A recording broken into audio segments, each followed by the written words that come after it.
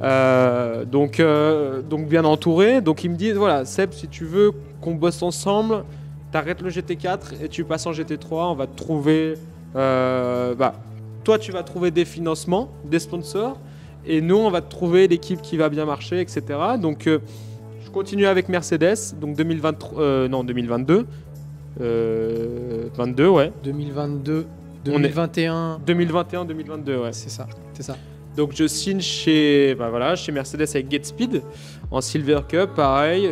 Et l'objectif de cette saison, c'était vraiment prendre des bases, parce que je fais 2 championnats, un sur des pneus Pirelli, un sur des pneus Michelin, donc pas les mêmes feelings. GT3, on est d'accord. GT3, ouais. Donc c'est quand même un... le plus gros là maintenant, on est vraiment dans le summum de la catégorie, de la GT. Ouais. Donc j'intègre le GT3, donc avec les 24 heures de Spa, avec des courses d'endurance, donc 5 courses en GT World Challenge. T'as fait quelque chose en 2021 qui t'a pas parlé. On parle de Road to Le Mans en Ligier. Ah oui, effectivement, oui. MP3. Ouais, une belle. Du coup, ça c'était avec c'était aussi un petit cadeau, petite surprise. Ouais. Pour les belles années que j'ai fait en midget. Mais j'ai eu la chance de pouvoir rouler avec Christophe Krebs, qui est aujourd'hui le gérant, avec Stéphane qui gère la midget aujourd'hui, et qui m'ont entre guillemets donné une super opportunité pour participer à Road to Le Mans, qui aujourd'hui est top, parce que du coup j'aurais déjà fait une première séance, on va dire, d'essai sur le circuit du Mans. Exactement. C'est pour ça que j'en parle. Ouais, on avait fait 2 belles courses. C'est dommage. C'est dommage parce qu'on aurait pu même aller chercher un podium, et mon coéquipier se fait toucher dans une course, donc on perd un peu notre avantage. Mais hormis ça, hormis le résultat, j'intègre ce monde aussi du Mans, des spectateurs dans les tribunes, interview avec l'équipe 21 aussi. C'est ta première proto. Ouais, première proto, qui était vraiment... je me suis vraiment régalé avec l'appui aéro et tout, c'était vraiment un kiff. Donc, à conduire, c'est comment par rapport à une GT? Par exemple, une GT3, bon, que tu n'avais pas forcément connue, mais une GT4 par exemple? Bon, ça n'a rien à voir, parce que GT4, tu n'as pas d'appui aéro, tu n'as rien. Dans le proto, tu as l'appui aéro, tu n'as pas d'ABS, donc tu dois faire attention à ton dégressif. Si tu veux bloquer, tu bloques. Ah ouais, ça bloque direct. Hein. C'est comme une formule ou quoi, donc... Donc non, pas d'ABS, faire hyper attention. Et puis, non, par rapport à... Ouais, tu peux pas comparer, c'est pas pareil. Honnêtement, c'est un autre monde. Par contre, Le Mans, première expérience sur Le Mans. Full circuit. Donc avec les zones bien distinctes, les secteurs, les pieds au plancher, t'attends. Pieds au plancher à la speed, tu es en double 2, tu te fais redoubler, c'est assez impressionnant. Mais non, un kiff complet, surtout avec une équipe avec qui c'était vraiment très famille. On s'entendait très bien, mes parents étaient venus, ils s'entendaient super bien avec l'équipe. Donc vraiment un week-end de kiff, juste tout simplement. Malheureusement, on n'a pas eu les résultats espérés. Mais bon, aujourd'hui, le sport auto, comme moi, on me l'a souvent dit en étant petit, il faut s'attendre à être plus souvent déçu que heureux. Donc, profiter des moments de joie. Puis c'est ta première expérience. Et puis, première expérience. Donc, il fallait vraiment prendre tout ce qu'il y avait à prendre. Et moi, comme je le dis à chaque fois avec des plus jeunes avec qui je peux discuter, je leur dis, moi, si j'ai un conseil à vous donner, c'est ouvrez toujours grand vos oreilles et grand vos yeux. Enfin, c'est là où vous aurez le plus à apprendre. Si vous avez des questions, posées. Mais regardez comment chaque pilote travaille, chaque équipe travaille, écoutez tout ce que vous pouvez écouter, et puis après vous faites un peu votre méli-mélo dans votre tête, quoi. Mais moi j'ai un peu travaillé comme ça et évolué comme ça, à travailler avec des pilotes officiels, pas forcément officiels mais avec de l'expérience, et avoir la façon de se préparer, la façon dont il se met dans sa bulle, dont il se concentre, dont il va faire un débriefing, etc. Et ça m'a permis, moi, de me faire, du coup, après, ma propre personne, quoi, finalement. Donc, Le Mans, super, parce que, du coup, aujourd'hui, j'arrive avec une mini-expérience, finalement, parce que, après tout, c'est quand même hyper important, en étant pilote, d'être déjà allé même dans le paddock, pas que sur la piste, mais même dans le paddock, vous vous sentez pas dépaysé, quoi. T'es pas en terrain complètement inconnu, quoi. Tu te dis, c'est bon, je sais où est l'entrée, je sais où est la sortie. Exactement, c'est hyper important, parce que quand tu arrives sur un circuit que tu connais rien, et puis que dans 2 jours, tu as la course, t'es là, même les toilettes, je sais pas. Non, clairement, je vois très bien. faut que ça soit instinctif. Ouais, Quoi. T'as besoin de pas y penser. Ouais, voilà, t'as besoin de pas y penser. Tu dois savoir où c'est. Tu penses tellement à d'autres trucs. Ouais, c'est clair. Mais je vois très bien. Effectivement, la première expérience, c'est cool. Donc, ouais, super, avec une super équipe, un plaisir. Et puis surtout, après, ça m'a donné une bonne base aussi pour intégrer le GT3, parce que ça, avec l'aéro, avec beaucoup plus de vitesse, etc. Donc, j'intègre le GT3, une super saison en GT international, GT Open, donc saison internationale, et GT World Challenge Endurance. Championnat incroyable. Donc, championnat incroyable, parce qu'il y a énormément de pilotes officiels. On en parle toujours, mais je suis obligé de leur dire. Tu tournes avec un gros pilote super connu en GT3 aussi, championnat MotoGP. Valentino Rossi. Valentino Rossi, donc lui, c'était des championnats qui étaient quand même réservés un petit peu à des experts, à des passionnés du sport auto, notamment avec l'arrivée de gens comme ça, comme Valentino Rossi. Ça a donné beaucoup de médiatisation à ce championnat et ça l'a rendu beaucoup plus attractif. Moi, j'étais aux 24 heures de Spa. Incroyable. Donc j'étais dans une team parce qu'il y avait les Lamborghini Super Trofeo qui étaient là-bas. Donc je l'ai vécu de l'intérieur. C'était phénoménal. Moi, c'est ma plus belle course d'endurance que j'ai jamais vue. Même devant Le Mans, l'ambiance qu'il y a à Spa, la proximité que tu peux avoir avec les pilotes, avec les voitures. C'est ça. Mais on se croit en Angleterre, on se croit à Goodwood, on se croit en Italie. Mais c'est phénoménal. C'est vrai que Spa, la différence un peu qu'on peut avoir avec Le Mans, c'est la proximité vraiment avec les pilotes et les voitures. C'est fou. Qui a peut-être pas au Mans, je vais le découvrir cette année, mais Le Mans, du coup, hormis si vous êtes à la parade ou autre, si vous êtes dans le paddock, c'est hyper compliqué d'accéder, je pense, à l'intérieur du paddock. Je te confirme. C'est même impossible, sauf si tu es VIP, quoi. Ouais, voilà, il faut avoir des passes, des loges, des choses comme ça. Alors qu'à Spa, c'est vrai que c'est ouvert. Vous avez votre passe circuit, vous allez partout, quoi. Puis il y a de la place. Tu peux aller dans la forêt, tu peux aller un petit peu partout. Tu as une super visibilité. Quand tu débarques la première fois, tu prends ton ticket, tu arrives, tu as le raidillon. Tu vois les voitures là, sauf fin d'après-midi avec les étincelles qui claquent en bas du raidillon. Les AMG, les étincelles qu'elles font en plus. Mais j'en ai fait une vidéo, mais tu pètes les plombs. J'étais en train de vriller, je me suis dit, mais qu'est-ce que c'est que ça? Tu vois la vitesse où il monte, tu dis, mais c'est un délire. Ouais, c'est impressionnant. Et puis dans la voiture, alors c'est encore autre chose. J'imagine. Dans la voiture, déjà la compression dans haut rouge, là, dans le bas du raidillon, la compression que ça fait. Et puis quand tu montes, tu te dis, est-ce que je garde le pied sur l'accélérateur? Parce que quand tu es en pneu neuf, ça passe à fond. Donc tu te dis, est-ce que je garde le pied sur l'accélérateur ou pas? Tu penses à tous ceux qui ont déjà filé dans le mur à droite ou à gauche. Qui sont morts en plus. C'est ça aussi malheureusement, mais c'est vrai que... Donc tu essaies de pas trop y penser. Et ce qui est encore plus dur, c'est qu'avant d'arriver dans le raidillon, c'est que tu as quand même une descente hyper longue avant. Donc tu as le temps de... Tu le vois, tu as le temps. Et en fait, tu te dis, tu vas quoi. Tu plonges dedans. T'as pas le choix. Et encore plus quand tu fais les 24 heures et que c'est pendant 24 heures. Et là, tu te dis à chaque fois... des fois, tu peux gérer en te disant, allez, cette fois-ci, je la joue un peu plus calme, je vais lever un peu plus le pied. Mais normalement, c'est à fond. Et ta première endurance, dans le coup, c'est quoi? Ma première endurance, c'est Monza, les 3 heures de Monza en GT World Challenge. 3 heures, ok. 3 heures de Monza. Parce que le GT World Challenge, il y a 3 courses de 3 heures, une course de 6 heures, le Paul Ricard, et une course de 24 heures, les 24 heures de Spa. Et à côté, en plus de ça, je faisais le GT World Challenge, qui était le même principe que le GT4, c'est-à-dire c'était 2 courses d'1 heure à 2 pilotes, donc c'était une demi-heure chacun.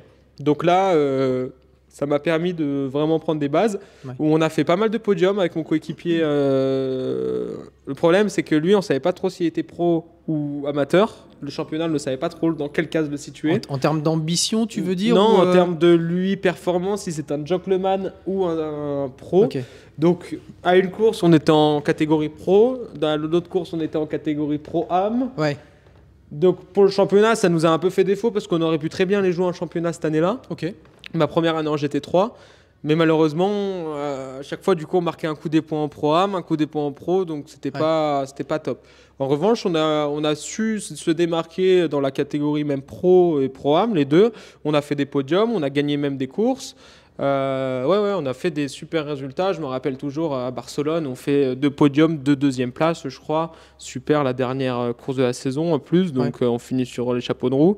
Et puis, une saison en GT World Challenge un peu...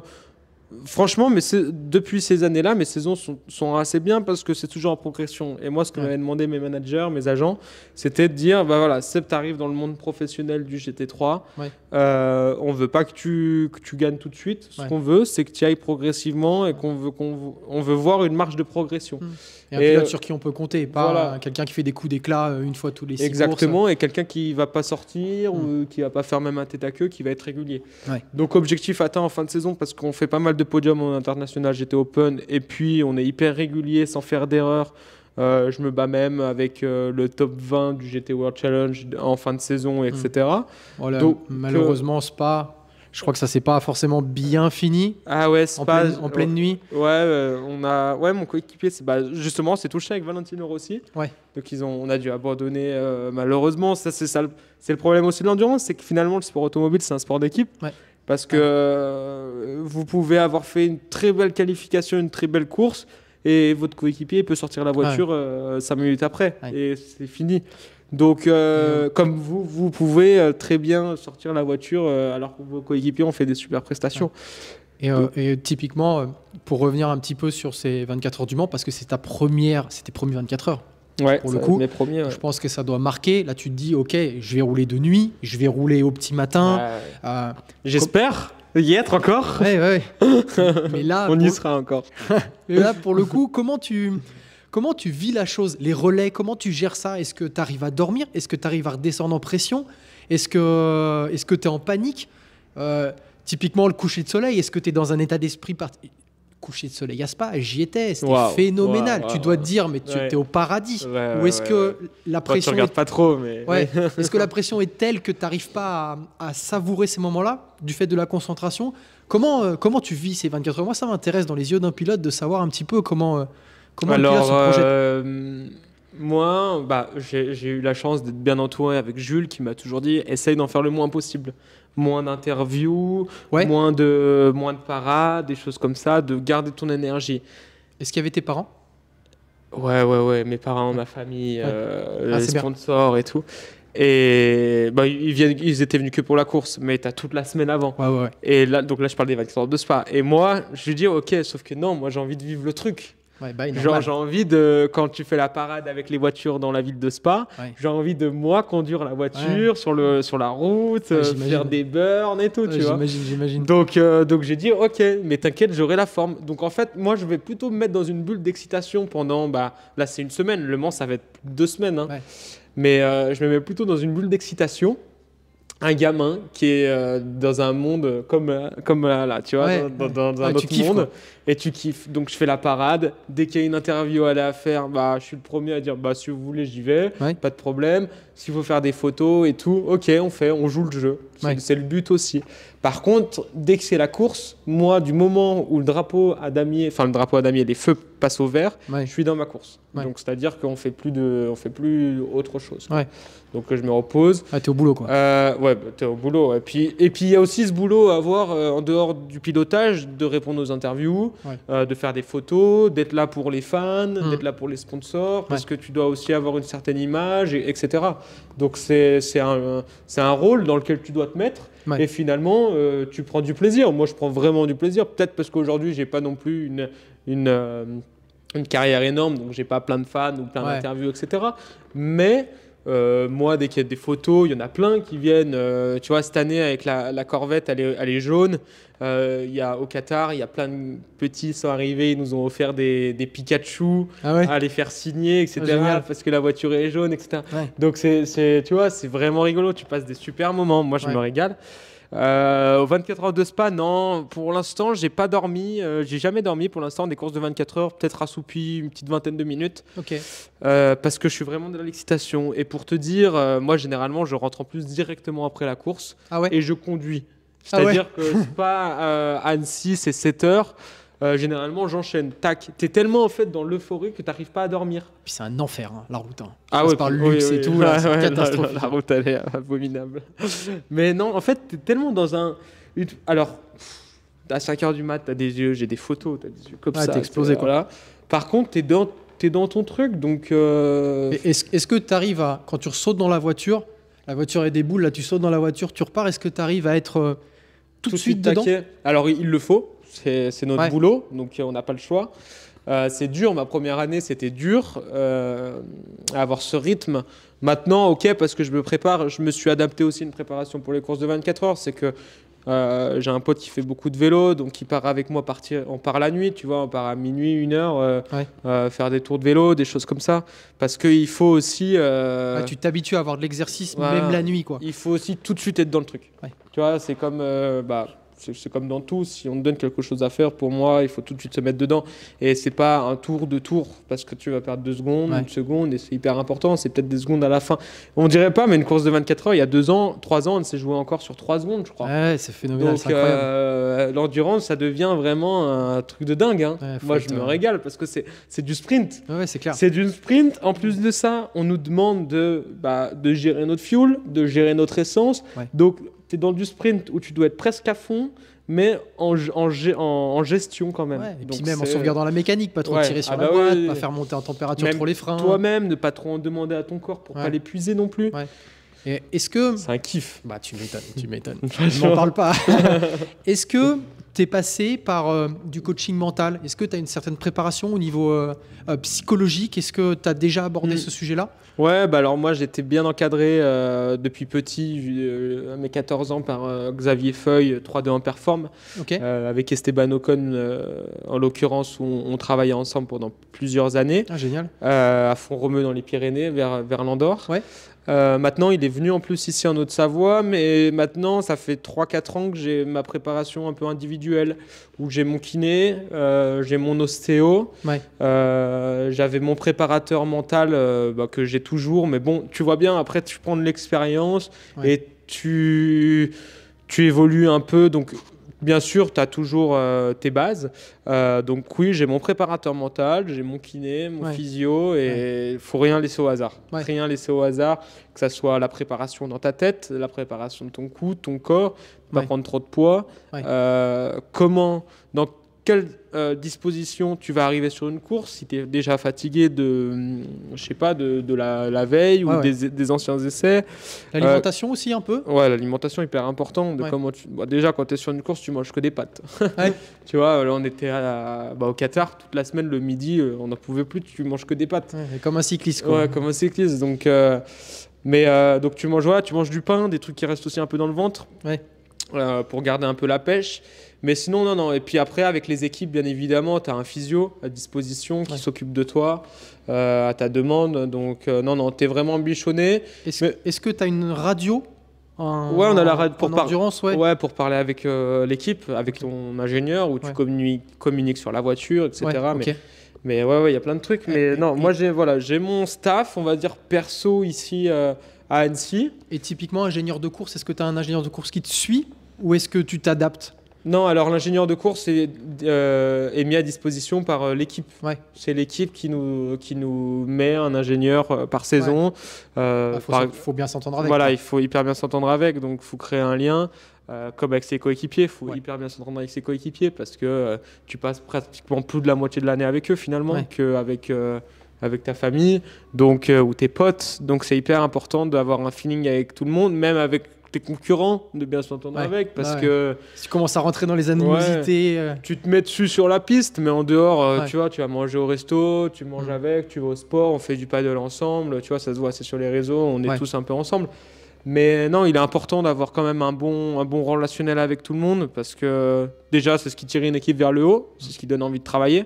Comme si demain tu vas au bureau et que tu t'entends pas avec tes collaborateurs, honnêtement, je vais te dire comme ça, c'est un peu la merde. C'est clair, c'est clair. Tu vas en reculant et tout. Donc non, il est important de s'entendre bien avec tout le monde. Donc non. Ah, puis c'est ton image aussi. Ouais, puis c'est ton image. Il est agréable, peut-être que j'aurais envie de le recruter, quoi. Il y a exactement ça, parce que si une équipe, elle va vouloir te recruter, elle va contacter ton ingénieur, elle va contacter l'ancien patron de l'équipe, savoir comment ça se passe. Donc c'est bien d'être bien avec tout le monde, c'est hyper important. De s'entendre bien. Faut pas faire du lèche, parce que non, faut rester soi-même. Et après, ça passe pas avec tout le monde. Ça peut pas ne pas passer avec tout le monde. Mais j'ai jamais eu vraiment de soucis. Alors sinon, tu prends sur toi. Mais c'est pas un problème. Mais non, après moi, sur Annecy, j'ai vraiment mon centre perso où j'ai mon physio, mon kiné, qui eux sont des gars qui sont déjà mon ostéo, c'est l'ostéo du FEC Annecy. Mon kiné, il fait les JO en VTT, etc. Mon prépa mental, il a des sportifs qui font les JO. Donc voilà, c'est bien d'être hyper bien entouré. Et puis j'ai quand même mon père, malgré tout. On s'entend bien, qui me laisse complètement faire ma vie, mais qui a une expérience, que ce soit dans le business ou dans le sport de haut niveau, dans le rallye, quoi, qui laisse pas au hasard, donc on peut aussi en discuter ensemble. Vous arrivez à débriefer de temps en temps maintenant, lui, il est plus fan, on va dire, de ce que je fais, et il vit à travers moi, parce qu'il aurait pu aussi être vraiment pilote professionnel. Il a fait un autre choix de travailler dans l'industrie, de reprendre l'entreprise familiale. Il s'éclate au Dakar. Ouais, il prend énormément de plaisir, encore plus avec ma soeur maintenant. Ouais, c'est génial. Et du coup, il vit un peu aussi à travers moi, à travers ce que je lui montre. Et puis là, moi, j'ai qu'une hâte, honnêtement, c'est d'aller au Mans et puis qu'il soit là, qu'on partage ça ensemble. J'avoue. On y allait quand on était petits, on était derrière les grillages, on regardait ensemble, on essayait de se faufiler dans le paddock, on regardait la télé ensemble. On était vraiment à fond, et là de le partager ensemble comme ça, là, ça va être. Cette fois-ci, c'est toi qui lui apportes. Ouais. Mais tu vois, quand j'ai signé mon contrat avec Corvette là pour cette année en championnat du monde d'endurance, on était à table, je l'ai rejoint à un repas de famille un dimanche midi avec mes parents, ma soeur et tout. Et mon père, il annonce comme ça à tout le monde donc la signature, et puis il dit du coup c'est moi le pilote réserviste. Donc lui, il s'était mis déjà dans la peau du truc. Je suis pilote réserviste chez Corvette. Il est malade et tout. Tu vois, il s'était mis dans le. Donc énorme. Il vit aussi. Il est content quoi. Ouais, c'est un pur plaisir. Ouais, ma famille, mes parents, ma soeur. Ouais, c'est hyper important. Ouais. Ah ouais, ça les rend fiers. C'est beau. Non, c'est clair, c'est génial. Pour avancer un petit peu sur notre chronologie, qu'on garde un petit peu la structure, fin 2022, 2023, MGT3 encore une fois. Ouais, 2023, donc... tu rempiles avec la même team? Donc non, je rempile avec une team différente, mais toujours avec AMG. Ok. Hope Racing Team. Donc je roule avec le patron qui est l'amateur de l'équipe. D'accord. Et avec un pro qui s'appelle Arjun Maini. Donc voilà, on était en bronze cup. L'objectif, c'est de gagner ce championnat-là. Donc en GT World Challenge, donc sprint et endurance. Donc sprint, c'est toujours la même chose, 2 courses d'une heure à 2 pilotes, etc. Et endurance, la même que l'année d'avant, 24 heures de Spa, le Castellet, Monza, etc. Ouais. L'objectif, gagner le championnat pour avoir le ticket d'entrée au 24 heures du Mans. Parce que moi, depuis petit, toutes mes interviews que je fais depuis que j'ai 17-18 ans, l'objectif de ma vie, c'est d'aller au 24 heures du Mans. Ah, c'est l'endurance, ça. Voilà, c'est l'endurance, c'est de participer au Mans, c'est pas d'aller forcément en F1, etc. C'est vraiment de participer au 24 heures du Mans et de le faire au moins une fois. Et puis après, si tu le fais une fois, peut-être que tu as la possibilité de le faire une deuxième fois. Oui, c'est clair, c'est clair. On va se donner les moyens. Les gens se disent, bon. Mais donc voilà, donc l'objectif, dans le contrat, c'est gagner le championnat, et le gagnant du championnat est invité au 24 heures du Mans. D'accord. Ok, donc on part là-dessus. Super saison, première course, on finit 3e. On fait 4 podiums sur 5, où on finit 5e au 24 heures de Spa. En plus, on perd un peu de temps au stand, mais sinon, on n'a pas eu de soucis sur un petit problème de filet, bêtement, mais on n'y peut rien, encore une fois. C'est un peu la mécanique, c'est les aléas. Encore les BM très fortes cette année? Ouais, les BM forts, impressionnantes. Mais du coup, on finit, on fait une belle saison, et on finit à 3 points du premier. On finit deuxième à 3 points du premier. Donc puis en fin de saison, c'est toujours compliqué parce que tu as tout le monde qui te dit ouais, super saison, nanani, nanana, et puis toi, tu l'as là, tu es un compétiteur, tu savais pourquoi tu te battais. Donc ça forge aussi un caractère, une maturité. Alors qu'en fait, tu as fait une saison incroyable. Ouais, j'ai fait une deuxième saison incroyable. Ouais, c'est ça. Et tu te dis, mais non. Mais moi, l'objectif n'est pas atteint. Alors que l'objectif personnel était quand même de faire cette saison-là, et j'ai largement atteint les objectifs personnels qui étaient fixés. Ouais. L'objectif, c'était quand même d'atteindre ce ticket-là, mais voilà, c'était... toi, tu voulais gagner. C'était atteignable. Mais moi, je suis là-dedans, c'est pour gagner. On est des compétiteurs. J'en discutais encore ce matin, j'étais en rendez-vous avec un ami qui fait du rallye, et il me dit moi j'ai plus envie de faire du rallye parce que j'ai plus la capacité de me battre avec les mecs de devant, et c'est pour tous les week-ends finir 30e et me prendre des piges. Il me dit je préfère aller faire autre chose. Et voilà, on a un peu cette mentalité là, c'est vrai, de gagnant. On n'est pas des mauvais perdants, mais de se remettre en question par contre. Du coup, j'ai perdu. Ouais, on finit deuxième, on a perdu. Pourquoi? Comment ça s'est fait? Et donc cet hiver, je me suis bien isolé, préparation à fond, pour préparer cette saison à fond, nouvelle saison en plus. Donc non, donc on termine voilà de deuxième, très satisfait de cette saison, mais toujours un peu là de finir à cette position. Après, tu te dis quand même, ok, je suis deuxième, c'est bon les gars, s'il y avait un problème de légitimité, il n'y a plus aucun problème, quoi. C'est-à-dire que voilà. dans ce baquet, je suis à ma place. Voilà, j'ai pu aussi quand même prouver certaines choses, montrer un peu ma rapidité, ma fiabilité. Donc c'était important, avec un équipage avec qui ça se passait super bien, assez homogène. Et puis de travailler aussi avec des étrangers aussi, c'est important. Parce que du coup, si on regarde bien, ça fait déjà 2 ans que je travaille avec une équipe étrangère allemande. De découvrir autre chose, même si ça reste européen, c'est quand même pas la même façon de travailler. Donc c'est hyper important. Et puis cette année aussi, les Américains, anglais, américains, parce que l'équipe est un peu des deux. Donc pour le futur aussi, même si je fais pas toute ma vie là-dedans, c'est important de voir aussi autre chose. Tu deviens international, ça c'est intéressant. Pour finir sur 2023, 24 heures de Dubaï, il se passe un événement pas cool, mais qui a été plutôt pas mal médiatisé. Ouais, c'est vrai. Nous raconter un petit peu Ouais, en 2 mots, du coup, c'était tout d'abord mes premiers roulages avec le team, avec lequel je vais signer du coup pour la saison. Au Prasim Team. Ah, c'était la première de l'année? Ouais, première course, c'était 10 janvier, je crois. Ouais, c'était début janvier. En plus, là, on est 2 voitures dans l'équipe, on fait 1 et 2. Sur la grille de départ. Ah ouais. À cette course-là, en plus, je suis avec mon manager qui roule en tant que professionnel dans l'écurie Jules Gounon. D'accord. Donc vraiment tout pour bien faire. Donc on fait un bon début de course. Encore une fois, comme tu l'as dit tout à l'heure, BM, on en sous le capot. Ils l'avaient pas démontré tout de suite, mais ils en avaient gardé un peu pour la course. Très intelligent et ils nous reprennent très rapidement, donc on se bagarre un peu comme on peut. Puis je crois que c'est pas trop tard, hein, c'est vers 23h peut-être, je crois. Je me rappelle plus exactement. Je perds les freins malheureusement, donc ça faisait déjà 1 ou 2 tours que j'en parlais un peu avec l'équipe. Je disais, il y a pas le même feeling, il y a un truc. Puis on disait, on savait pas trop comment gérer la situation. Est-ce qu'on s'arrête et puis on s'arrête vraiment, on perd du temps ou quoi? Est-ce que c'est un gros problème? Ça avait pas l'air d'être si gros que ça. Et finalement, sur une compression, la pédale, elle s'est enfoncée jusqu'au bout. Donc, j'ai plus de frein. Ah, t'avais plus de frein? C'est pas genre, c'est vraiment moins de frein. Quand tu parles avec tes potes en soirée, tu te dis la petite blague de... Tu sais, t'imagines un jour, t'as plus de frein, tu vas au bout. Et ben exactement pareil. Moi, j'ai appuyé walou, quoi. Là, t'as dû panique parce que même pas... Oui et non, parce que si je dis même pas, personne va me croire. Tu vois, mais... après, ça va tellement vite. Mais ça va vite. T'es à 200... Je suis à 237 à ce moment-là. Oh la vache. Compression, donc je crois que je me casse une petite côte ou un truc comme ça sur la compression. Parce que ce que je fais, c'est que tu arrives face au mur, du coup, j'arrive comme ça. Et ce que je fais, c'est que je me dis, tu peux pas prendre le mur de face. Enfin, tu te dis, tes jambes et tout, tu peux. T'as eu le temps d'y penser. Donc j'ai mis un coup de volant, peut-être inconsciemment, hein, je sais pas si. Et je me suis tourné, j'ai fait pivoter la voiture pour finalement aller taper peut-être plus de côté, d'arrière. Donc je tape de l'arrière. La voiture s'enflamme parce qu'en plus à Dubaï, la manière de mettre l'essence, etc., c'est fait très rapide, donc t'en mets un petit peu. Donc il y a tout qui s'enflamme. Moi, je suis dans la voiture. Et là, quand tu vois les flammes, parce que se cracher, c'est quelque chose.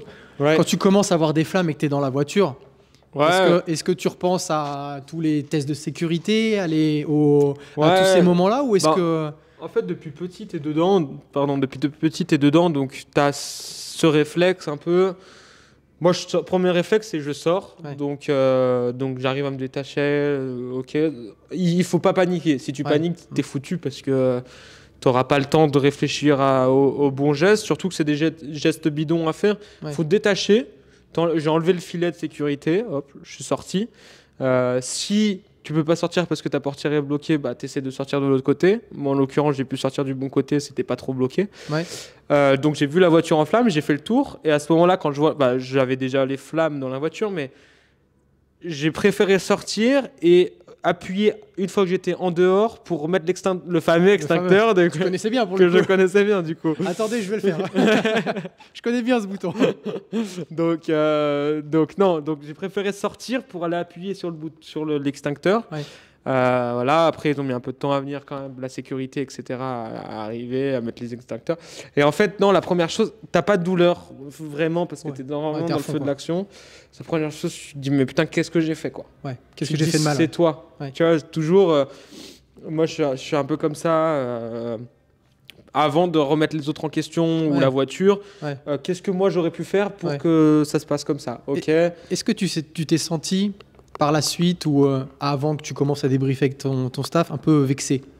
Ouais, j'étais. Bah, déjà, je suis allé à l'hôpital et tout, donc ça s'est pas fait tout de suite. Mais moi, j'avais aucune info jusqu'à ce que je sorte de l'hôpital. Donc, hormis mon agent qui me dit t'inquiète, tu es pour rien, mais a remis ça, j'avais Ouais, aucune ouais. info. Donc, pour moi, c'était moi. Oui, puis c'est ton agent. Ton agent, il n'est pas là pour t'enterrer non plus. Non. Donc, Donc, après, je me dis, première chose à laquelle tu penses, parce qu'à ce moment-là, tu mets encore pas mal de sous avec les sponsors et tout. Ouais. Première chose à laquelle tu penses, c'est ça va me coûter combien? ouais, parce qu'il n'y a pas d'assurance. Si tu as une assurance, c'est à partir d'un certain montant, etc. Ouais, ouais. Vaut mieux qu'elle soit morte, quoi. Ouais, donc tu te dis ça va coûter combien cette histoire si c'est toi, bien évidemment, si c'est pas toi, c'est pas toi qui es en charge, mais si c'est toi qui fais une erreur de pilotage ou quoi, bah c'est pour ta pomme. Et avant de revenir là-dessus, est-ce que ta famille était dans Ouais, les... il y avait ma mère, il y avait mon père et ma sœur qui revenaient du Dakar en plus, 2 jours Ok. avant, Ok. et il y avait non, je crois qu'il y avait juste mon père et ma sœur. Non, il y avait mon père, ma sœur et ma mère, ouais, on était tous les 4. Ils t'ont raconté un peu comment ils l'ont vécu parce que Ouais, pour le coup, bah, ils l'ont vécu. ils ont flippé. Mon père, enfin, ils ont flippé. C'était ton ça- premier, crash. Ouais, oui, ils étaient là, gros quoi. crash, Ouais, quoi. j'avais eu un peu des crashs auparavant, mais mon premier, on va dire, crash avec des flammes où ils sont là, etc. Ah ouais. Donc, gros crash. Et puis, donc, je vais à l'hosto, je suis amené à l'hôpital. Ah, tu disais combien ça va coûter? Ouais, et puis là, et puis moi, je leur dis, mais tout va bien. Et puis toi, tout va bien, laissez-moi sortir. Ouais. Mais j'avais un trauma crânien. Ouais. Donc, tout va pas bien du tout, quoi. Ouais, ouais, ouais. T'as tes côtes, elles sont bousillées, t'es là, t'es pas bien. J'avais d'autres petites douleurs un peu à droite à gauche. Donc tu dis non, en fait, tout va pas bien déjà. Mais moi, j'avais qu'une idée en tête, c'était je veux parler à mon agent et à mon père parce que mon Ouais. père, il gère pas trop tout ça, mais ça va être un peu aussi une source de confiance en te Ouais. disant putain, papa, genre par exemple. Ouais, j'ai déconné et qu'ils te disent c'est pas toi, c'est Ouais, pas ta voilà, faute. voilà. Ouais. Et où après tu vois l'équipe, etc. Donc Ouais. non, donc là il y a le patron de l'équipe qui vient et T'avais qui me besoin dit de tu vas débrief, quoi. bien, etc. Ouais, je vais bien. C'est pas toi, tu es pour rien. On va regarder ça, etc. On a un problème sur la voiture. Ouais. Et puis l'autre voiture, je crois avait un problème similaire et ils l'ont fait rentrer tout de suite du coup. De toute façon, ils le voient sur les datas. Ouais, ils le voient sur les datas immédiatement. Donc, ok, donc je sors de l'hosto, ils analysent tout, et puis ils m'appellent le lendemain et ils me disent, ok, de un, c'est pas de ta faute, donc c'est pour nous. Ouais. Voilà, enfin, t'es tranquille. Et en Ouais. plus de ça, on te signe pour 2023. Donc, toi, t'es là, Ouais. tu te réveilles, Ouais. t'es en PLS complet. Ah, et même la confiance, elle en prend un coup. Et là, tu te dis, Ouais. putain, les mecs, en fait, c'est bon. Et là, ils te te renouvellent disent, la confiance. t'as fait le taf. Nous, on t'a pas forcément écouté sur ton feedback Ouais. que tu nous avais fait dans la voiture. Nous, on te veut pour 2023. Tu nous dis ce que tu veux. Donc, toi, tu réfléchis quand même un peu parce que tu te dis, bon, tu montes dans une voiture, t'as ce petit souci quand même, Ouais. ça te met un petit coup, quoi. Donc, Ouais, c'est clair. donc voilà. Et puis, on a fait des bonnes réunions, on a mis les choses à plat. Et puis on a fait une belle saison parce qu'on n'a eu aucun problème. C'est un team qui est hyper fiable. C'est pas forcément de leur faute. C'est un aléa, encore une fois, du sport automobile. Shit Ça happen. arrive. Ça arrive. Donc c'est comme ça. C'est le sport automobile. Ça aurait pu arriver à moi. Ça aurait pu arriver à quelqu'un d'autre. Plus de peur que de mal. Mais c'est vrai quand tu vois des flammes. Et au même moment, en plus, sur la course, ils mettent le feu d'artifice. Ah ouais. Ils avaient mis un feu d'artifice comme ils font aussi à Spa. Je crois que ça doit être 23h, je pense. Et du coup, Ouais. t'as les flammes et puis t'as une photo avec le feu d'artifice.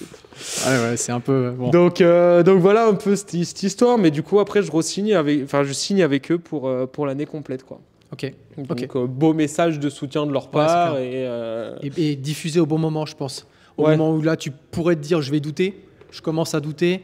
Les mecs, ils disent, ok, vas-y, tiens, on part pour l'année ensemble. Ouais, on a et puis en plus, je confiance. savais même pas ce que j'allais faire en 2023. J'avais rien signé encore. Ouais. L'objectif, c'était justement de me montrer avec cette course pour me mettre en avant. Ouais. Je l'ai eu fait parce que j'avais fait des bons relais jusqu'à présent.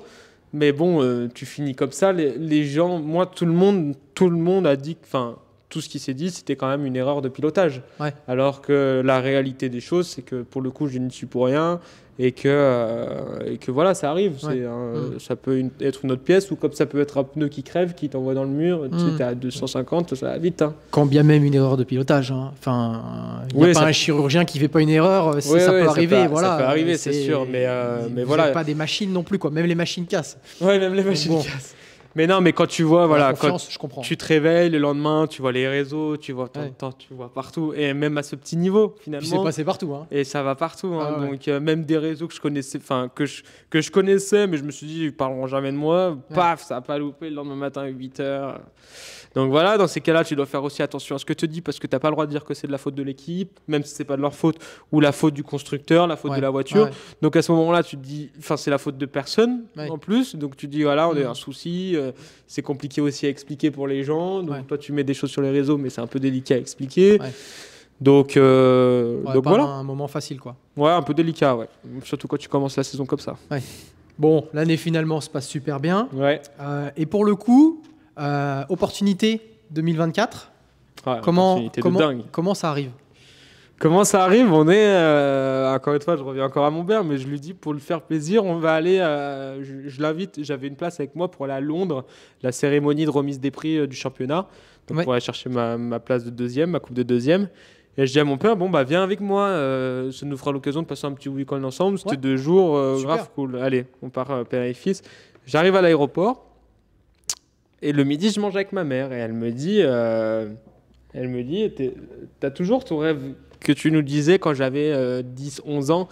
Mon rêve, c'était de conduire pour Corvette. Ah ouais? Quand j'étais petit, et mon premier ordinateur portable que j'ai eu pour mes cours, etc., j'avais la photo d'une Corvette, je crois que c'était la Z0, je sais plus combien, en fond d'écran. Donc voilà, et...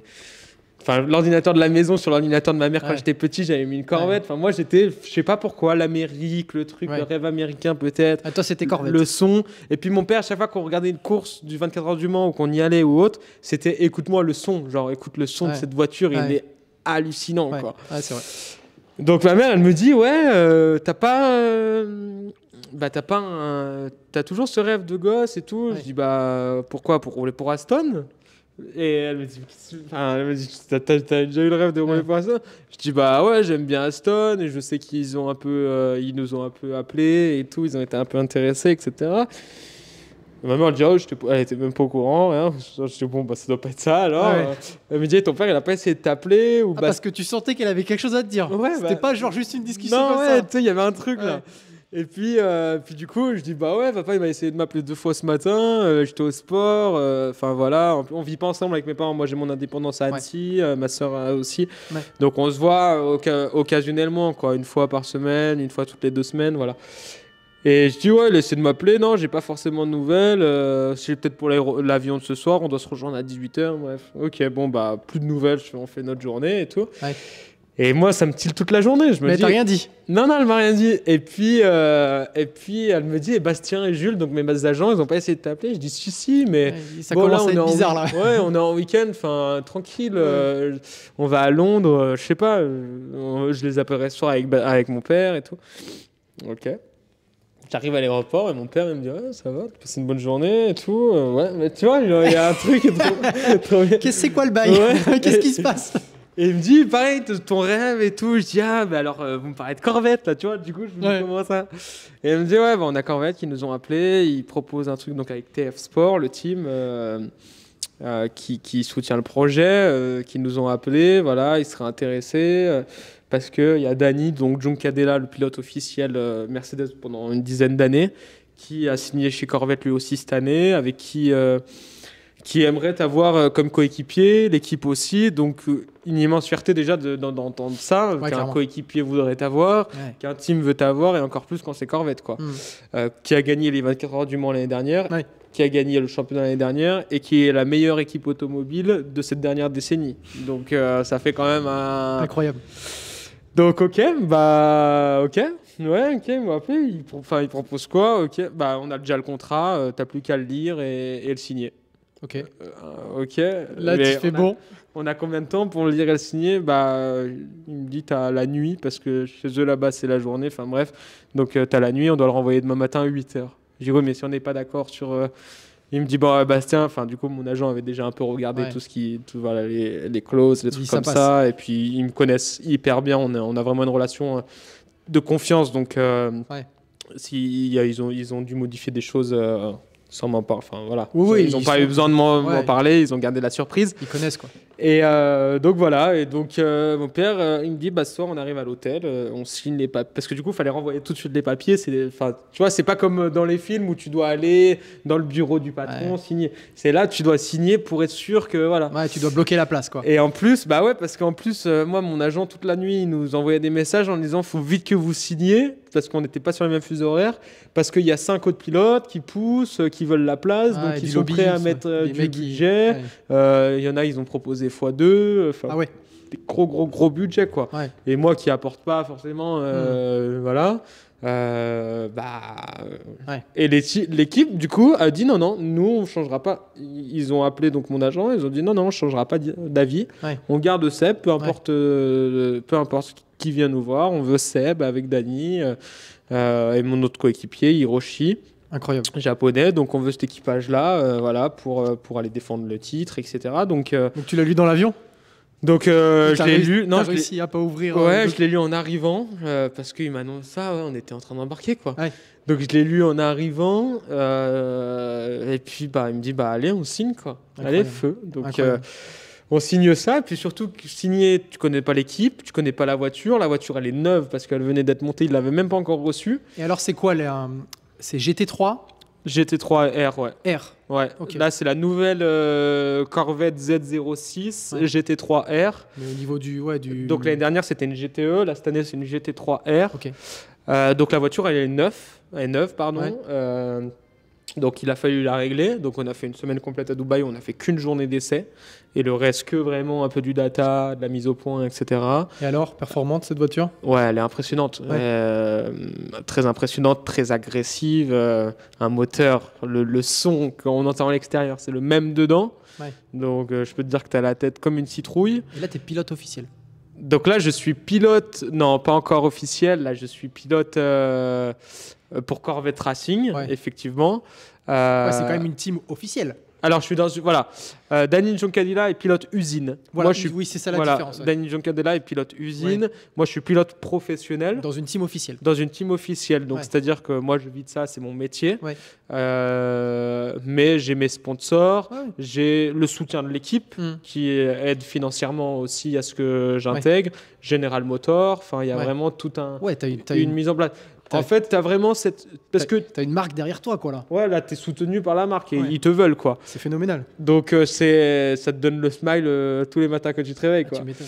Mais voilà, tu as cette comparaison entre pilote-usine ou pilote-usine. Tu es vraiment que pilote pour cette marque-là. Ouais, tu es payé par la marque. Voilà, tu es payé par la marque. Moi, je peux avoir un salaire avec des partenaires, etc., quoi. Peut-être des formes de bonus, des choses comme ça, si jamais... Voilà, je peux avoir différentes choses, différentes manières. Et vu que j'aime bien avoir cette double casquette aussi de commercial, etc., ça me permet aussi de pouvoir faire mon petit business à côté de, on va dire, de manager, de commercial. Donc non, c'est vrai que cette année, Corvette, déjà quand tu vois l'infrastructure, quand tu es à Doha, déjà en WEC, parce que tu intègres le championnat du monde d'endurance, donc qui cette année est en train de prendre une autre dimension. Il n'y a plus l'LMP2, il n'y a que les hypercars et l'MGT3. Donc on est dans une autre dimension. C'est vraiment l'année du changement, parce qu'on arrive avec, je crois qu'il y a 19 hypercars et 19 GT3. Avec... comme la Formule 1, c'est-à-dire chaque équipe a que 2 voitures. Donc, nous, il y a Ford, il y a toutes les équipes sauf Mercedes, je crois. Ok. Et voilà, donc là, on part pour une première saison. Au Qatar, on a fait une bonne semaine de préparation. La voiture est super fiable. La voiture est fiable. On n'a pas eu de problème, en tout cas pas sur la nôtre. La voiture sœur a eu des petits soucis de fiabilité. Okay. Nous, non. En revanche, on n'a pas eu un peu le résultat espéré. On finit 10e. Pour une première course, c'est pas trop mal non plus. Une course de combien de temps? 10 heures. 10 heures. Donc, faut pas cracher dans la soupe non plus. Mais voilà, on attend quand même un peu à mieux. Pêcher par quoi? Peut-être par problème de compétitivité. Ouais, voilà, par rapport, on va dire, à des Porsche qui sont là depuis des années. Ouais, ils normal. connaissent les voitures, etc. La voiture est à développer, quoi. Voilà, la voiture est développée à 100%. Les pilotes, c'est les mêmes depuis 2-3 ans. Ouais. Ils se connaissent. Nous, on découvrait l'équipe. On découvrait nos ingénieurs, on découvrait la voiture, l'équipe découvrait la voiture, les ingénieurs, enfin tout le monde se découvrait. Toi, tu découvrais peut-être le circuit? Oui, alors là, il y avait pratiquement la plupart des pilotes qui découvraient le circuit, c'était la première fois à Doha. Ok. Après, on a eu le prologue pendant 2 jours avant, donc ça allait. Et puis, non, mais voilà, donc c'était une première course, une première bonne mise en jambe. On a marqué des points importants pour le championnat. Il y a quand même 8 courses, dont les 20 du Mans dans 2 courses maintenant. Là, on va enchaîner avec Imola. Ok. Avant ça, on repart là en Belgique la semaine prochaine. Tu vois, les voyages. D'accord, c'est Spa? Ouais, on repart en Belgique, là, faire des essais encore à Spa. Incroyable. Pour encore trouver des setups, des améliorations de voiture, des choses comme ça. Et puis après, gaz, quoi. Faut mettre pied au plancher, là. Et tu as signé pour 1 an? Ouais, donc j'ai signé un contrat d'1 an afin de laisser aussi l'opportunité, pourquoi pas plus tard, de eux aussi voir aussi mes compétences. Enfin voilà, c'est c'est un truc juste. Voilà, c'est ce qui se fait aussi beaucoup en sport automobile. Les premières années, tu signes toujours à peu près un contrat d'1 an. Et après ça dépend, mais voilà, franchement. Dans ces milieux d'endurance où il y a quand même l'âge moyen est quand même plus élevé qu'en F1 ou des choses comme ça, clairement, à 23 ans, être dans une team pro, c'est sûr, officielle pour le coup, qui représente un constructeur, ça sent bon. Enfin, ça sent très bon. Tu te dis 23 ans, je suis déjà là, si ça se passe bien. Où je vais être dans 5-6 ans. Ouais, c'est vrai que parce que l'âge moyen, comme tu dis, je pense que ça doit être une trentaine d'années. Hein. Entre 27 et 30, quand on voit la majeure partie déjà des pilotes en hypercar, ils ont tous entre 27 et 35. Parce qu'ils sont passés en formule généralement avant. Voilà. Et après, il y a une reconversion. C'est pour ça qu'on en parlait tout à l'heure. Un peu reconversion. Et pour le coup, ta stratégie voulue ou pas voulue, parce que c'était ta comment on pourrait dire, c'était ton inspiration. Tu vois, c'est le GT que tu aimais. Et ça t'a fait gagner beaucoup de temps. Ça m'a fait gagner peut-être 5 ans finalement. C'est génial, parce que si à 23 ans tu es compétitif. Voilà, c'est ça. Et maintenant, il faut que j'arrive à avoir tout de suite l'expérience aussi qu'ils peuvent avoir. Donc c'est pour ça, je disais tout à l'heure, bien avoir les oreilles et les yeux grands ouverts pour prendre un maximum. Tu vois, quand tu es en conférence de presse avec Jason Button à droite, Robert Kubica à gauche, derrière toi, tu as Mick Schumacher. T'as le sourire comme ça, t'essayes de pas trop regarder. T'es comme ça, et puis tu leur dis bonjour, tu vois. Kevin Estre, pareil, la dernière fois, on est en shooting, on discute comme ça. Un guerrier, lui. Hein. Et puis, un monstre. Hein. Et puis, même physiquement, hyper grand et tout, tu vois. C'est un animal. Et t'es là, tu dis bonjour, tu discutes, et puis, c'est pas tes potes, mais il n'y a aucune différence. Vous êtes sur le même pied d'égalité, quoi. Et puis, alors que toi, t'es comme ça. J'imagine. Moi, j'ai mes potes, ils me disaient, envoie-nous des photos et tout. Et moi, je leur disais, non, mais les gars, je peux pas faire une photo. Ça fait un peu, touriste, quoi. Ça fait groupie, quoi. C'est énorme. Et je leur ai dit, non, mais je vous enverrai une photo quand on sera dans le paddock, des trucs, tu vois. J'avoue, jouer, genre, c'est normal. Alors qu'en fait, c'est pas normal, tu vois. Pas normal, moi, mon père, la première chose, il m'appelle après la course. Alors, c'était comment? Et moi, je lui dis, là, ça fait déjà 1 semaine que je suis dans le paddock avec eux, donc ça va, tu t'y es habitué. Mais je lui dis, toi, tu vas voir, tu vas venir, ça va te faire complètement bizarre. Moi, les 2 premiers jours, j'étais comme ça, assis, on avait des petites terrasses et tout. Et ils passaient tous comme ça. Et moi, j'étais là, waouh. C'est un truc de malade. Ça, j'avoue, ça doit être fou. Tu te serres la main, les mecs, tu discutes 2 minutes. Sébastien Bourdet. Du coup, on partage la même équipe avec Général Motors. Ça va, t'as fait quoi avant? Mais hyper normal, les mecs. Et en fait, faut pas se prendre la tête. C'est hyper important de garder la tête sur les épaules, pas prendre la grosse tête, parce que tu vois, à 23 ans, je pense que tu peux vite prendre la grosse tête de par ma situation en te disant, t'es en WEC, je suis arrivé, Corvette. C'est fait. C'est ça. Déjà, dans le sport, dans tout, pour moi, il n'y a jamais rien qui est fait. Donc il faut pas. Et puis j'ai encore rien vraiment. Enfin, j'ai prouvé 2-3 choses, mais j'ai encore rien vraiment prouvé non plus. Donc Donc, et même plus tard, faut pas prendre la grosse tête, faut rester. C'est pour ça que j'aime bien aussi avoir cette réciprocité avec mes partenaires, parce que c'est ce qui me permet de garder la tête sur les épaules. Ouais. Et puis de revenir toujours un peu à mon point de départ, Annecy, Ouais. là où j'ai grandi, là où j'ai fait mes études. Tu vois, j'ai pu faire du coup un BTS, une licence en plus du sport auto. Ouais. Du coup, avoir des potes. Ouais, c'est ton ancrage. Voilà, c'est hyper important d'avoir des potes quand même, parce que dans ce milieu-là, moi, je me rends compte qu'il y en a beaucoup qui ont fait le CNED, donc l'école à domicile, qui n'ont pas de potes, hormis dans le sport automobile. Ouais. Et moi, je me dis, je rentre chez moi, tu peux aller boire un coup avec tes potes. J'ai beaucoup de potes qui font du sport, tu peux aller faire du sport avec eux et tout. Ouais. Et tu peux échanger autre chose que du sport automobile. Tu peux couper, quoi. Moi, je rentre, je coupe. Ouais, c'est génial. Et ça, c'est trop cool. C'est une chance. Ouais, donc, bon, ça doit beaucoup parler quand même bagnole à la maison. Quand je suis à la maison, ça parle bagnole. Mais quand je suis avec les potes, non. À part quand on joue à Mario Kart et puis que je dois leur mettre la triquée tous les soirs. Mais sinon... c'est marrant. Non, sinon, on essaye de faire... Tu vois, j'ai le simu aussi. On essaie de faire des courses de simu. Mais bon, malheureusement, ils essaient de me faire jouer à une main ou à un pied. Mais bon... c'est marrant. Non, c'est rigolo. Mais c'est important de rester les pieds sur terre. Et grâce aux partenaires, aux amis, à la famille, c'est hyper important de savoir de là où on vient finalement. Ah ouais, non, c'est clair, c'est important. C'est important. Eh ben, donc cette année, je vais la suivre. Donc suivez-moi. Attention, mais clairement, suivez-le sur les réseaux. Sébastien Beau sur les réseaux. Ouais, Seb Beau, tout simplement. Seb tiré du bas, Beau, B-A-U-D. Parce qu'il y a Beau, B-O, il y a Beau. Oui, bah là, B-A-U-D, on va pas. Mais on va suivre ça avec attention. Clairement, c'est clair, on va donner de la force. Parce que là, envoyez des messages, n'hésitez pas. Ça fait toujours plaisir. Il y en a beaucoup qui me disent des fois on n'ose pas écrire. En plus, moi je suis pas énormément suivi, mais on n'ose pas écrire, peur de déranger, peur de pas avoir de réponse. Bah ouais, alors des fois on peut pas forcément tout voir non plus, ça arrive. Quand mais t'es en après, week-end de course, t'as peut-être autre chose à penser à l'instant T. Mais moi je trouve que c'est important aussi de répondre aux gens qui te donnent aussi de l'importance. Ouais, c'est clair, c'est clair. Donc non, mais on suivra ça et puis peut-être un autre épisode sur un circuit un jour, non? Ouais, ça serait vraiment génial. On lance un peu le défi là du coup.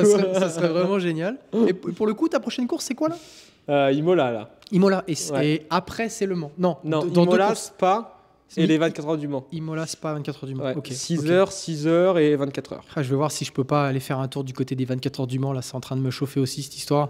Bah ouais. En plus, ça me donne un. On s'organise une petite interview moins de temps parce que là, on aura moins de temps, mais un petit truc dans le paddock, ça peut être devant la voiture, ça peut être sympa. Ça serait marrant. Bon bah notez-le alors. Pour revenir un petit peu sur un plan un petit peu plus large, pour finir un petit peu ce podcast, concernant les enjeux du sport auto. On en parlait tout à l'heure, c'est vrai qu'on n'est plus forcément, quoique il y a vraiment un engouement, et encore plus maintenant notamment avec Drive to Survive, des choses comme ça, où c'est phénoménal, tu as l'impression qu'il y a un regain ces 2 dernières années du sport auto, ça fait du bien, mais ça change quand même. Toi, quelle est ta vision par rapport à ça, d'un point de vue changement des automobiles, voitures électriques, on voit sur le Dakar notamment ton père qui doit bien connaître le sujet, Dacia, Loeb l'année prochaine avec une bagnole toute électrique. Est-ce que tu vois ça d'un bon œil? Est-ce que tu as déjà testé une voiture de course électrique? Comment tu sens les choses? Alors non, j'ai jamais essayé de voiture électrique. Il y a un championnat qui prend quand même assez bien, c'est la Formule électrique, la Formule 1, avec 2 pilotes hyper connus, Jean-Éric Vergne qui est en hypercar, il y avait Nick De Vries. En toute sincérité, parce qu'on parle pas langue de bois, est-ce que c'est un championnat que tu aimes suivre? Non, je le suis pas. Le problème, c'est qu'il y a beaucoup de gens qui en parlent, il y a très peu de gens qui le suivent réellement. Et moi, j'ai essayé de m'y intéresser. C'est difficile. Alors, je le regarde quand je tombe dessus à la télé parce que je connais les pilotes. Ouais, c'est pour ça. T'as une attache particulière. Voilà. En toute honnêteté, je connais des personnes qui sont allées, sans les citer, très proches de moi. Quand il y avait la course à Paris, il y avait une course à Paris, si je dis pas de bêtises. Ils ont réussi bon, c'est un peu bête à dire, mais à s'endormir pendant la course. C'est le problème. C'est les échos que j'ai eu aussi. Ou à rester au buffet et à discuter au buffet, quoi. Donc voilà. Moi, j'y trouve pas, pour l'instant, pas un attachement particulier. Il y a l'hybridation qui se fait, mais quand tu vois l'hybridation, quand tu vois la Cadillac qui passe dans le stand en hybride, et puis quand tu as le moteur qui s'allume, ça te tremble, défonce tes oreilles, c'est un truc de ouf. Mais non, donc pour revenir là-dessus, qu'il y ait un côté écolo, vert, etc., je suis d'accord. Faut amener un peu ça dans le sport auto pour attirer aussi tout le monde. et puis s'ouvrir, ce qui est en train un peu de se faire. On trouve des solutions avec un peu plus d'essence, un peu plus vert, des choses comme ça. Du recyclage beaucoup, les pneumatiques, les choses comme ça, c'est hyper important. Parce qu'on pense qu'on pollue énormément, mais c'est pas forcément nos courses qui polluent énormément, c'est plus l'organisation qu'il y a autour, la manière la logistique, la manière, on le voit bien avec la F1 aussi, de transporter les matériaux, transporter les voitures. C'est pas forcément la course qui va plus être l'élément vraiment important de la pollution. Après, tout ce qui va être sur l'électrique, quoi, finalement. L'électrification, ouais. Bah, j'ai vu aussi qu'il y avait des courses avant la Formule électrique, les courses de Jaguar, Pace ou je sais plus quoi, je sais pas si ça se fait toujours. Enfin, il y a des choses qui essaient de se faire. Il y a le TC aussi, WTC, je crois. Ah ouais? Ouais, un truc comme ça, c'est des touring cars qui essayent de se faire aussi. Avec une partie électrique, ok. Tout électrique, ouais. Donc, il y avait Jean Calvernet qui avait essayé ça, qui roule en hypercar cette année, en WEC. Donc, pour l'instant, il y a pas. Je pense que c'est un peu délicat de pouvoir s'y intéresser, de donner vraiment un avis concret en tant que pilote ou en tant que personne là-dessus. Même si j'enlève un peu ma casquette de pilote par rapport à ça, je saurais pas donner vraiment un avis. C'est pas très sexy, quoi. C'est pas très sexy. Faudrait réussir à trouver vraiment un truc qui le mettrait en avant, quoi. Ouais, clairement. Moi, je suis d'accord avec toi. Parce que peut-être que c'est que le son qui fait que ça gâche le truc, parce que après, en piste, on voit pas non plus énormément de bagarres non plus. Enfin, je sais pas. Et c'est un peu compliqué à comprendre. Je vois qu'il y a un boost dans le championnat de Formule 1 électrique. Mais il faut aussi gérer ta batterie. C'est du délire, quoi. Il y a pas mal de choses. Donc la récupération. La récupération d'énergie. Il faut vraiment s'y intéresser, je pense, pour comprendre. C'est peut-être pour ça que les gens ont du mal à s'y mettre dedans. Donc, j'ai pas d'avis favorable ou défavorable. Je saurais pas vraiment me prononcer sur la question, sachant que je regarde pas trop, quoi. Ok. Non, mais bonne réponse. Très bien. Non, mais c'est vrai, je me mouille pas. non, mais t'as raison. En même temps, je pense que c'est l'avis un peu de tout le monde, tu vois. On n'est pas réfractaire non plus totalement négatif. Tu peux être passionné de voiture et ne pas non plus avoir une haine totale et absolue pour les voitures électriques. Voitures électriques, il y en a, c'est peut-être l'avenir, c'est génial. Le sport auto-électrique est certainement intéressant, mais c'est vrai que ça manque d'attractivité. Et c'est vrai que ça donne pas trop envie de suivre quand tu vois les championnats, ça c'est clair. Moi, je préfère voir de l'IndyCar, je préfère voir des choses comme ça, où là, c'est la guerre, que voir des voitures, des voitures à piles tourner dans Paris, c'est clair. Puis c'est peut-être difficile à comprendre aussi, par rapport à d'autres compétitions. Tu vois, aujourd'hui, nous, on dit l'endurance, c'était dur à comprendre. Aujourd'hui, une course de 10 heures, il y a la catégorie hypercar, la catégorie GT, et basta. Et il n'y a rien d'autre forcément à expliquer. Là, la formule électrique, comme tu disais, faut changer de batterie, il y a le boost, il y a plein de choses comme ça. La gestion de la récup, des choses comme ça. Tu te dis, des fois, ils sont obligés de tempérer. C'est compliqué, quoi. Donc non, pas vraiment de point de vue. Ok. Est-ce que, d'un point de vue personnel, tu roules avec une voiture passion sportive particulière? Ouais, j'ai une belle voiture de sport. Dans notre région, plus SUV. Donc voilà, j'avais eu la chance d'être chez Mercedes, de pouvoir avoir une belle Mercedes aujourd'hui. Est-ce que tu as des promos chez Corvette? Parce qu'on discutera après sinon. Non, pour l'instant, j'ai pas vraiment encore discuté avec Corvette de ça, mais c'est pas le sujet, on va dire, numéro 1. Pour l'instant, on n'avait pas besoin. Quand tu auras gagné 2-3 courses. Voilà, donc on verra peut-être après Le Mans, je les appellerai après avoir gagné les 24 heures en leur disant voilà. Les gars, j'aimerais bien rouler en Corvette. Donc non, faut qu'on regarde ça de plus près, mais pour l'instant, non. Donc, je me suis pas. Petite voiture, grosse voiture pour le coup, très belle voiture Mercedes, mais plutôt type SUV. Ouais, plutôt type SUV, pour faire beaucoup de routes déjà, parce qu'on fait pas mal. Tu t'en sers je vais beaucoup. Tout ce qui est l'Europe, je fais tout avec quand j'allais en Allemagne, Nürburgring, Hockenheim, Italie, Mola, tu vois, 7 heures de route la semaine dernière, aller-retour. Là, Spa, 7 heures de route, aller-retour, Castellet, les tests. À part quand on va dans d'autres pays où je prends l'avion, mais sinon, moi j'aime bien rouler, je suis un bon routier. Ça me permet de bosser aussi un peu dans la voiture, faire des coups de fil, des choses comme ça. Donc, te concentrer aussi sur toi. Tu es dans ta voiture, dans ta bulle, tu es tout seul. Puis dans une voiture comme ça, tu te concentres bien. Donc dans une belle voiture, ça roule assez bien maintenant. Je te pose pas la question de la voiture de tes rêves parce que tu vas me répondre Corvette. C'est marqué dans le contrat. Mais c'est les nouvelles Corvettes, je crois qu'ils vont sortir des versions Z0, des choses comme ça. Les Z06, là, je crois que c'est ça. Hein, elles me sont semble. super Là, c'est belles. phénoménal. Wow, j'adore. Bah, c'est exactement la même que la nôtre. Ouais.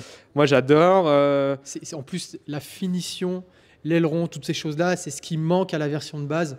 Et Ouais. moi, je la trouve tellement plus sexy, tellement plus attirante. Et puis, elle a un côté beaucoup plus européen maintenant. Ouais. Quelque chose qui un peu pas s'en foutait, mais c'était pas leur but numéro 1. Première fois qu'ils ont un moteur à l'arrière. Et aujourd'hui, voilà, première fois moteur à l'arrière, première fois qu'ils ont une voiture typée un petit peu plus européen, qui donne un peu plus un autre regard sur la marque. Une boîte double embrayage, je crois. Double embrayage, ouais. On était sur des boîtes 7 vitesses, je crois. Ouais. Ça, j'ai pas. Mais en soi, non, très belle voiture. J'en vois pas mal, pas sur la route, mais dans des concessions, etc. Elle commence pas mal à arriver. Il y en a 2 ici pour info. À Plan-les-Ouates, il y en a 2 qui roulent. Ouais, qui roulent, je les vois tous les jours.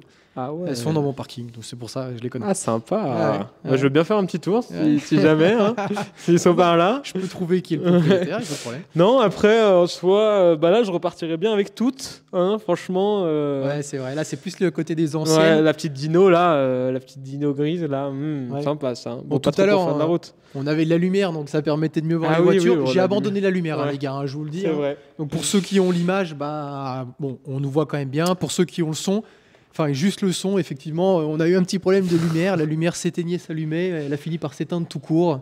Donc on a fini le podcast comme ça. Ouais, on n'a même plus fait attention. Non, mais là, il y a franchement... Carugati, ils ont vraiment des belles voitures. Et puis c'est vraiment sympa de leur part aussi de nous accueillir ici. T'as vu, on est tranquille. Hein. Dans ce décor. C'est quand même les mecs qui bossent. Hein. On est en pleine journée, ils nous laissent tranquilles. Donc c'est vraiment génial. Ils sont dans le garage et tout. Non, et puis ils ont des belles AMG aussi là-bas, des belles fluffées. Très beau. Dernière petite question. Ton pilote préféré? Si tu avais un pilote de référence? J'ai le droit de dire mon père, non? Ça serait un bel hommage, mais... Non, mon père m'a beaucoup appris beaucoup de choses et m'a mis sur la bonne voie. Ouais. Un pilote vraiment qui... Je suis pas le style de personne à être, je veux dire, fan de pilote, fan de quelqu'un. J'aime tous les sports en plus, donc il n'y a pas vraiment... Tu pourrais avoir vraiment un GOAT style Verstappen, quelque chose comme ça, où vraiment c'est une machine. Alors, un peu délicat, mais Verstappen, Verstappen, j'aime beaucoup, on va dire, sa mentalité, où sur la piste, c'est un winner, c'est un vainqueur. Sa régularité aussi. Le gars, il est là pour enchaîner, comme tu dis, sa régularité. Il est là pour développer l'équipe, pour développer sa voiture. Le reste, ça il n'est pas dans les coups d'éclat, t'as raison. Non, ça lui fait ni chaud ni froid. Et de ce que les gens ne savent pas vraiment, c'est quelqu'un qui est quand même très apprécié dans le paddock. Par les journalistes, par exemple Julien Febvre, c'est le premier à le dire, commentateur sur Canal+, qui dit que c'est quelqu'un qui lui dit bonjour à chaque fois, qui est très apprécié, souriant. Donc, je pense que les fans lui donnent vraiment cette image un peu de pourri gâté ou de mec un peu méchant. Mais moi, c'est quelqu'un que j'aime bien parce qu'il représente le vrai pilote. Ce qu'on demande à un pilote auto, d'être régulier, d'être vite et d'être à 200%. Quoi. Et lui, il est là, même si la voiture, elle est top, ok. Mais même quand des voitures, elles étaient moins bien, il a toujours mis le paquet. Et franchement, moi, je pense que c'est un peu... Ouais, ça va être un peu un Max Verstappen. Bravo. Tu nous montres ton casque? Ah, le casque, ouais, avec plaisir. Casque de cette année, donc j'ai pas souhaité refaire de casque cette année parce qu'il est magnifique. Parce que je suis vraiment amoureux de celui-là, donc je vais faire quelques améliorations, je vais changer les mousses, etc. avant la prochaine course, mais voilà, je pense que je suis en train de réfléchir avec mon designer à faire un autre casque. Donc, bien évidemment, le groupe Bois Industrie qui sera toujours sur mes casques parce que c'est une fierté d'avoir le groupe familial sur la tête et puis le même nom surtout. La famille représente. Donc voilà, et puis en fait, j'ai fait ce casque l'année dernière parce que l'objectif c'était de partir au 24 heures du Mans. Donc voilà, dreaming, rêve, joie, que des mots, un peu de joie, love. J'avais demandé un peu à ma famille de me dire un peu des mots, un mot chacun qui leur passait par la tête pour le porter.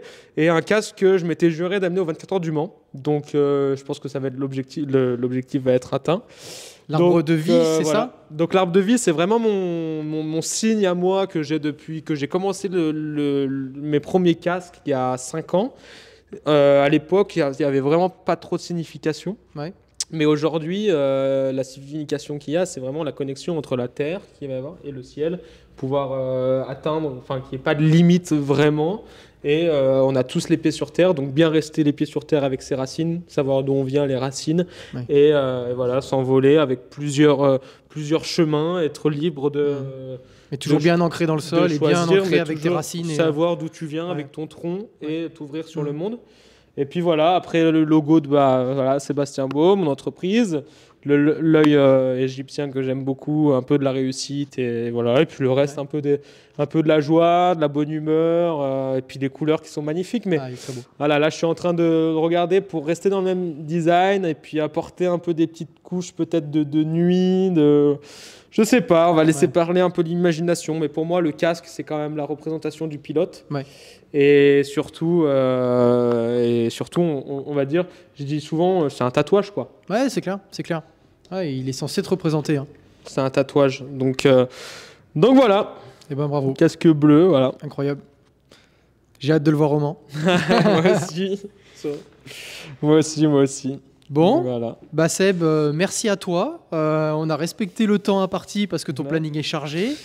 Merci pour ton temps, merci pour toutes ces anecdotes. Finalement, ça s'est super bien enchaîné pour le coup. Ouais, nickel. Timeline plutôt relativement simple, on a pu développer dessus, super intéressant. Voilà, n'hésitez pas naturellement à le suivre sur les réseaux sociaux, c'est beau. Instagram principalement, tes moyens de communication, beaucoup Facebook aussi, non? Ouais, Instagram, je mets la même chose sur Facebook Ok, à peu près pour ok. quand même être un peu partout, Ouais. LinkedIn. Ouais. Et puis voilà, ouais, n'hésitez pas. Merci à toi pour l'invitation parce avec, que c'est vraiment la première fois que je fais ce genre un peu d'interview, Ouais. de podcast. C'est un peu aussi une introspective, tu sais, Ouais. tu reviens un peu sur ton Et je trouve passé. ça vraiment bien, je trouve ça vraiment l'idée super. Moi, je regardais un petit peu avant ce qu'il faisait d'ailleurs avec le garage ici, avec la Ouais. concession. Mais je trouve ça vraiment bien aussi de le faire avec des sportifs et autres. Et puis voilà, ouvrir l'idée à pourquoi pas faire une petite interview de 30 minutes sur une course. Je t'invite avec grand plaisir et regarde, pour faire ça, ça peut être vraiment sympa. Bah, merci à toi, avec grand plaisir. Donc voilà. Bon, Seb, à la prochaine alors. Ouais, avec grand plaisir, à la prochaine. Bon vent, merde pour cette année et pour les autres. Et quand il sera au summum de la LMP, et ben, je pourrais me dire, moi, je l'ai eu dans mon podcast. et Dans les premières vidéos, Mais en ouais, plus, c'était mais cool. ouais, C'était carrément, cool. ouais. Donc c'est vraiment Avec sympa. grand plaisir, j'espère. Hein. Bon, Merci beaucoup. les amis, n'hésitez pas naturellement à liker cette vidéo ou liker ce podcast suivant là où vous regardez. Naturellement, la vidéo peut être visible sur YouTube. Le son, on peut l'écouter en mode audio sur Spotify, Deezer, Apple Podcast, Android, en fait un petit peu partout. N'hésitez pas à liker, à commenter, à reposter et à donner de la force à Seb pour la suite. Je vous dis à la prochaine. Ciao. Bye.